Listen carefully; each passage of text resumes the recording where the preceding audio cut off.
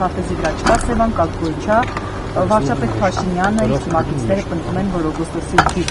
արդեն խաղաղությունը իրողություն է, հաստատվել է, այս խաղաղության փուլում այդպիսի հայտարարությունները Ադրբեջանի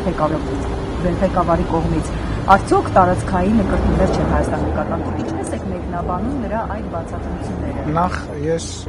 դա վաղուց եմ մեկնաբանել, ես ասում եմ, որ պատմական ընտրտուկների մեջ ընկնելու պարագայում կարող է հենց ստացվի, որ ինչ-որ մեկը իր հայրենիքը գտնի Ալտայում։ Որովհետեւ բան ավելացնելու դրան չունեմ, համարում եմ, որ չի բխում այն տրամաբանությունից, որը որ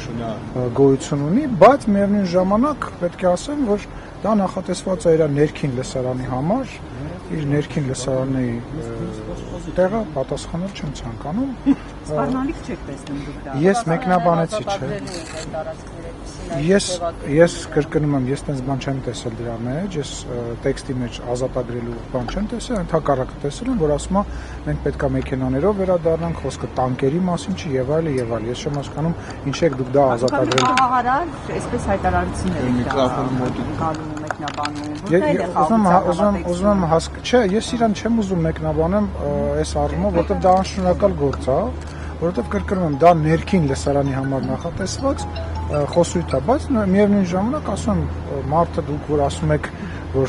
գրավելու եք բառ, ընդհակառակը ես այնտեղ տեսնում եմ, որ ասում եմ մենք պատերազմով չի այդ հարցը լուծվելու, մեքենաներով, ոչ թե տանկերով, այդ նախադասությունը որ ես իմաստեղ չհնարեցի, իր խոսքից ես եմ հիմա մեջ բերում։ Խորհրդական նորմալ է, այս խորհրդական Սևանը իրենց ասելով որ Ինչ Սևան չի։ Այսինքն երբ որ մենք խոսում ենք Ղարաբաղի բնակիչների